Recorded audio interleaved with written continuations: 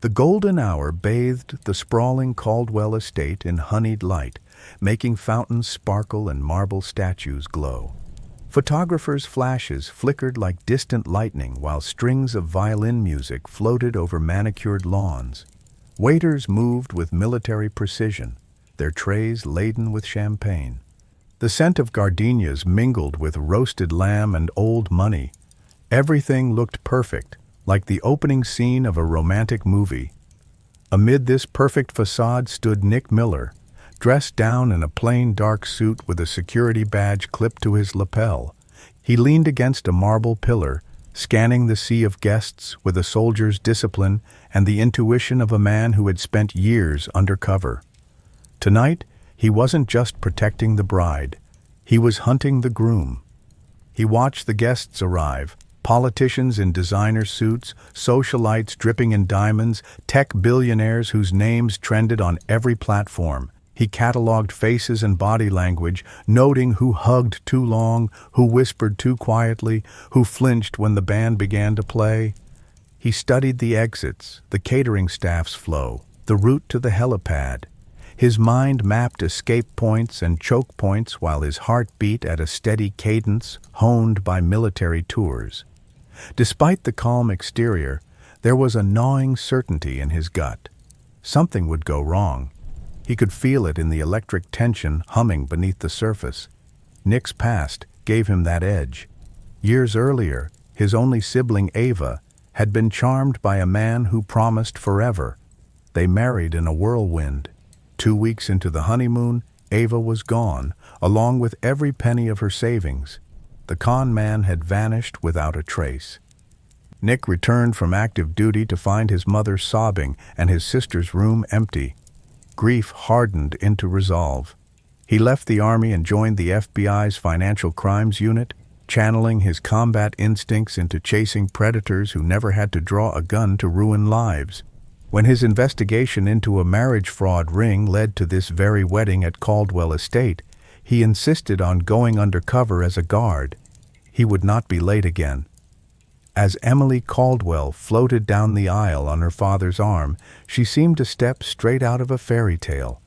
Her ivory gown shimmered, her copper hair fell in waves, her face radiated gentle grace. The cameras adored her. The guests leaned forward as if witnessing history. She smiled, but Nick caught a shadow of uncertainty in her eyes when she glanced at the man waiting at the altar. That man, Vincent Brooks, looked like he belonged on a magazine cover. Tall, sculpted, with piercing blue eyes, and a smile that had graced charity billboards across the city. He had charmed reporters with tales of philanthropy and convinced Emily's father that he was different from the rich boys she'd grown up with. To Nick, Vincent's charm looked like polished armor hiding a darker core. He'd spent nights poring over Vincent's travel records, cross-referencing his aliases, listening to the guttural fear in the voices of women who refused to be on camera when they told their stories. He knew the pattern: love bombing, whirlwind romance, private islands, contracts, disappearances. As vows began, Vincent's fingers trembled. Nick saw him glance at his watch. The best man, Caleb, looked toward the rear gate. Nick's partner, Agent Ramirez, disguised as a waiter, pretended to top off champagne while murmuring updates through the hidden mic.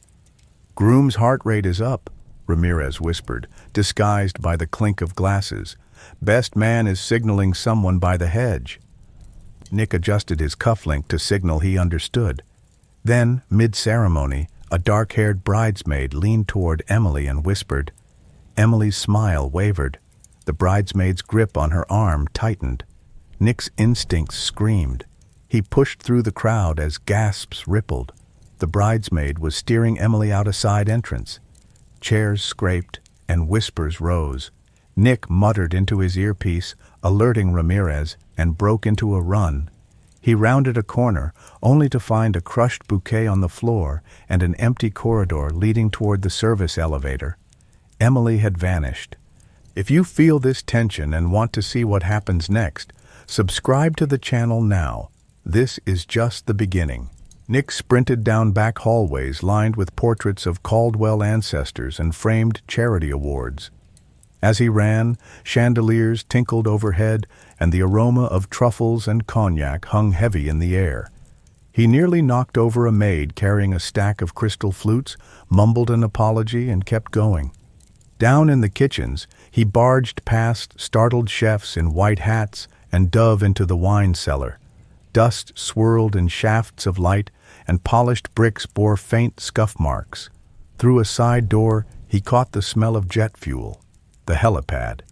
He burst outside in time to see a helicopter lifting off from a nearby clearing with Emily inside. Its rotors churned the air, whipping his suit jacket against his body.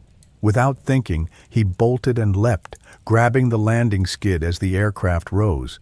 His body swung, boots scraping air. He gritted his teeth, hauled himself onto the skid, and kicked the door. Inside, Emily wrestled with a masked man while another piloted the craft. Nick threw himself in, the wind roaring around them. The fight was brutal and confined. The kidnapper lunged with a knife. Nick blocked the strike, their arms tangling in seatbelts. Emily shrank against the cabin wall, her eyes wide with terror. Nick felt the cold metal graze his side and slammed his attacker's head against the console. Glass cracked. Alarms beeped. He reached for his backup taser and pressed it to the pilot's neck. The pilot convulsed, and the helicopter lurched. Trees rushed up to meet them. They clipped a pine, spun, and crashed back onto the estate's helipad in a spray of dirt and shattered rotor blades. Nick shielded Emily with his body as the cabin rocked violently. Smoke filled the air. The smell of fuel stung their lungs. They kicked open the crumpled door and stumbled onto the concrete, both shaking but alive. Security teams swarmed them. Henry Caldwell collapsed beside his daughter, sobbing with relief. Guests screamed. Some fainted. From across the lawn, Ramirez sprinted over, grabbing Nick's arm. "Jesus, Miller, you good?" Nick spat out blood and laughed weakly. "Ask me tomorrow." While paramedics checked Emily's vitals, Nick's partner Ramirez confiscated Vincent's phone under the guise of handing him a handkerchief. In the ensuing chaos, the Caldwell attorneys demanded explanations. Nick flashed his badge and calmly announced a gas leak to keep guests from leaving. He knew if any conspirators slipped away now, they'd vanish overseas. Within minutes, police sealed the perimeter. Helicopter debris smoldered on the lawn like a dragon's carcass. Emily, shaking under a blanket, pointed a trembling finger at Vincent. The look she gave Nick was no longer naive. It was a silent question, demanding truth. Nick took a breath and told her. The groom she'd trusted was part of an international ring that married, kidnapped, and defrauded wealthy heirs. He described patterns the team had uncovered. A widow in Monaco whose yacht sank in calm waters. A young heiress in Chicago whose plane disappeared over the Great Lakes. A software millionaire whose wife's car exploded weeks after the ceremony. Nick explained how they'd traced shell corporations and offshore accounts back to Vincent's entourage. The dark-haired bridesmaid was a hired accomplice with 6 different aliases. The best man ran money through crypto tumblers. Even some of the catering staff had been bribed to create distractions. Nick confessed his own motive, that his sister Ava had been the ring's first known victim. Emily's eyes widened, anger mixing with heartbreak. "He said he loved me," she whispered. "He loves money," Nick replied. The words tasted bitter even to him. Their brief conversation was cut short when Vincent feigned a panic attack. He clutched his chest and demanded to leave for medical care, hoping to escape in the confusion. Nick blocked him. "You're not going anywhere," he said firmly. "The ambulance is for the woman you tried to steal." Vincent's charm faltered. Henry Caldwell's face hardened as he realized the full extent of the betrayal. His fists curled, and for a moment it looked like he might swing at his would-be son-in-law. Instead, he stepped back, breathing hard, and let law enforcement handle it. Nick caught Ramirez's eye and nodded. They had him. If your heart is racing and you want to see the hero's return, leave a comment and subscribe. An even bigger surprise is on the way. As sirens wailed and photographers jostled at the gates, the Caldwell Library became an impromptu interrogation room. Walnut shelves laden with centuries-old books watched silently as the drama unfolded. Vincent sat cuffed at a mahogany table, his tuxedo rumpled, his hair plastered to his forehead. Gone was the suave philanthropist. In his place sat a cornered con man. He darted glances toward every sound, perhaps thinking one of his accomplices might storm in and rescue him. Nick knew no one was coming. The house was locked down, the helipad disabled, the estate surrounded. Nick and Ramirez laid out bank statements, burner phones, and transcripts of wire transfers. They played recordings of Vincent coaching partners through scams, instructing them on how to alter prenups, how to drug a bride's drink at a boat party, how to fake distress calls. They produced a sworn statement from Caleb, the best man, who had flipped on the ring within minutes to save himself, telling detectives about offshore accounts, secret rendezvous points, and the code words the ring used. They had pieced together years of fraud, every meticulous detail, into a case strong enough to send the entire network to federal prison for decades. At first, Vincent smirked. "Emily ran," he insisted, voice oily. "Cold feet. Rich girls do that." Nick remained silent, letting the evidence speak. He pointed out the Cayman accounts, the forged prenups, the pattern of missing brides. He showed Vincent the photo of his sister, explained how she had believed she'd found her forever, and instead found ruin. With each file and photo, Vincent's bravado chipped away. He jabbed a finger toward Nick. "This is entrapment," he hissed. Ramirez leaned in, voice calm but firm. "No, Vincent, this is accountability." The negotiation for a plea felt like a dark dance.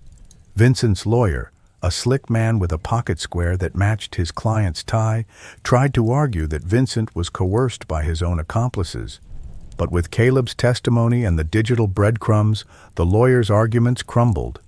Eventually, Vincent slumped in his chair.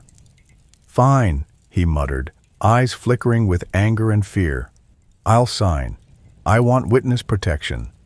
Ramirez raised an eyebrow. "You're asking for protection from the people you planned crimes with? That's rich." Vincent's signature scratched across the plea deal, sealing his fate. In another room, Emily huddled with her father and the FBI victim advocate. Her hands shook as she retold everything from Vincent's courtship to the moment the bridesmaid grabbed her. She remembered the extravagant dates, private jet flights to Paris for dinner, donations in her name to wildlife sanctuaries, midnight calls where Vincent read poetry. She replayed every conversation, looking for red flags she had missed. The humiliation burned, but behind it was steel. "He fooled me, but he won't win," she said, voice steadier each time. Henry Caldwell listened, rage and guilt battling in his eyes. "I'm a businessman," he said, "and I didn't see a contract that could protect you from this. That ends now." He scribbled an amount on a check and handed it to the victim advocate. It was the seed money for a global task force. By evening, word had spread beyond the estate. News trucks parked outside the gates delivered hourly updates. "Undercover FBI agent foils wedding heist," blared Chirons. Hashtags like Josh Hidden Hero, Josh Fake Groom, and Caldwell Con trended worldwide. Commentary shows invited fraud psychologists to discuss love bombing. Podcasts speculated on how many victims were still missing. Survivors wrote anonymous op-eds. Some criticized law enforcement for placing an agent at a private wedding. Others argued that infiltration saved lives. More than anything, people were captivated by the cinematic narrative. A security guard hero, a billionaire bride, a villain in a tuxedo. The story hit every nerve. Trust, greed, love, fear. Nick spent the next days coordinating with federal prosecutors. Sleep came in fits, haunted by flashes of his sister's face. In rare quiet moments, he scrolled through thousands of messages from strangers thanking him.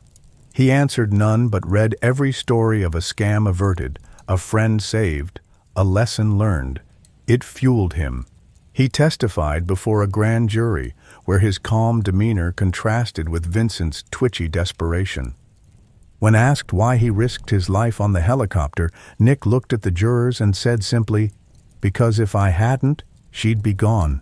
Because no one saved my sister." The room fell silent. The court reporter later told him she blinked back tears. She had nearly been conned herself. Now, if your emotions are mixed and you want to find out how the story will end, leave a comment and subscribe. We're heading toward the finale. 3 weeks later, the Caldwell estate hosted a different gathering. Gone were the over-the-top centerpieces and red carpet arrivals. In their place hung strings of fairy lights, lanterns, and banners reading, "Caldwell Fund Against Marriage Fraud." People milled around tables set with coffee, homemade cookies, and information packets on spotting scams. Cameras were allowed only at the back. This wasn't about viral moments, but about healing. On a small stage, Henry Caldwell spoke about predatory marriages and announced a foundation that would finance investigations, provide legal aid to victims, and educate the public. His voice cracked when he thanked the unknown brides whose courage made the fun necessary. Applause echoed through the garden. Emily took the microphone next. She wore a simple blue dress and no makeup, her scars, both physical and emotional, visible and unapologetic. "I believed love meant looking past every doubt," she said. "I've learned love must include trusting your instincts and setting boundaries. If my story makes even one person pause before ignoring a red flag, then this pain wasn't wasted." She thanked Nick publicly, calling him her guardian angel. She also thanked the anonymous victims who came forward to help build the case. "You saved me," she told them. "Now it's our turn to save others." Her words resonated like a vow. In the crowd, Nick shifted uncomfortably under the praise. He leaned against a tree, arms crossed, eyes scanning out of habit. Ramirez elbowed him. "You did good," he whispered. Nick shrugged. "It's not about me," he replied, though part of him felt relief that his sister's story was no longer just a tragedy but part of a larger fight. Ramirez grinned. "Maybe not, but a dance wouldn't kill you." After speeches, as people chatted and children chased fireflies, Emily approached Nick. "Will you dance?" she asked softly. For a heartbeat, he hesitated. He saw Ava in his mind, laughing at her own wedding, and remembered how he'd skipped her first dance to take a phone call from the bureau. That regret had weighed on him for years. He wasn't missing his chance again. "Only if you lead," he joked. They stepped onto the lawn as a jazz trio began to play a mellow tune. Their movements were tentative at first, then relaxed. Around them, guests smiled. Reporters put down their cameras. The band's saxophone wove through the night air. Under the fairy lights, with the smell of grass and distant ocean, time slowed. They talked quietly as they danced. Emily asked about Nick's plans. He said he'd continue chasing the ring's remaining leaders. She promised to testify at every trial. They spoke of Henry's new fund and the hotline already receiving calls. Emily confessed that she wanted to use her experience to advocate for survivors and to host seminars on financial literacy for women. Nick encouraged her, mentioning that many scams succeeded because shame kept victims silent. Their steps synced with the music. Their breathing matched. When the song ended, they hugged, a gesture of mutual respect. Nick whispered, "We did it." Emily nodded, "And it's just the beginning." As the night wound down, Nick walked past the helipad where the grass still bore faint scars from the crash. He paused, taking in the quiet. Stars pricked the sky. Somewhere, a wind chime tinkled. He thought of his sister, of Emily, of the countless names on his case files. He smiled sadly and whispered, "Ava, this one was for you." For the first time in years, he allowed himself a moment of peace. He knew tomorrow would bring new cases and new cons, but tonight he believed that justice, though slow and imperfect, was possible. He turned toward his car, the soft crunch of gravel under his shoes, ready for whatever came next. 6 months later, the headlines had faded, but the consequences endured. Vincent Brooks and a dozen associates received long prison sentences.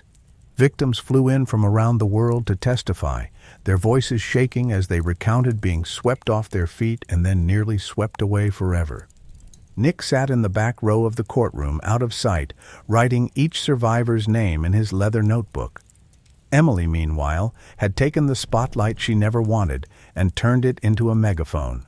She spoke at universities about financial literacy and filmed a documentary about romance scams.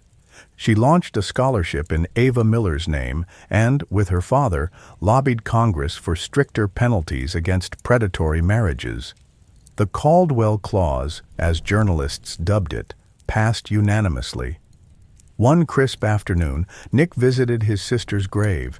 He brushed leaves off the marble and laid a single peony beside her name. "I couldn't save you," he whispered, "but because of you, Emily is alive, and a law will save others." He leaned his head back and looked up at the cloudless sky. Healing wasn't linear, he had learned. It was a journey marked by victories and quiet moments like this. Weeks later, he received an envelope without a return address. Inside was a photograph of a smiling woman and a handwritten note. "You don't know me, but my daughter was going to marry a man like Vincent. She watched your story and walked away. Thank you for being the stranger who saved her." Nick pinned the note above his desk as a reminder that even when the world wasn't watching, his work mattered. As the year drew to a close, Nick and Ramirez sat at a coffee shop near the bureau, sipping terrible coffee and reviewing new leads. "Think we'll ever get ahead of them?" Ramirez asked. Nick shrugged, eyes filled with quiet determination. "We'll try," he said, "and if we don't, we'll make it harder for them. Besides, we've got a secret weapon now." Ramirez laughed. "Emily?" Nick nodded. "She's more relentless than any agent I've met." They clinked coffee cups like glasses of champagne and opened a new file. On the first anniversary of the wedding, the Caldwell estate welcomed survivors and investigators. Candles flickered along the path to the helipad, now planted with roses. Names of those still missing were read aloud. The ceremony was cathartic, a reminder that the fight was ongoing. When Nick returned to his car, he found a card tucked under wiper.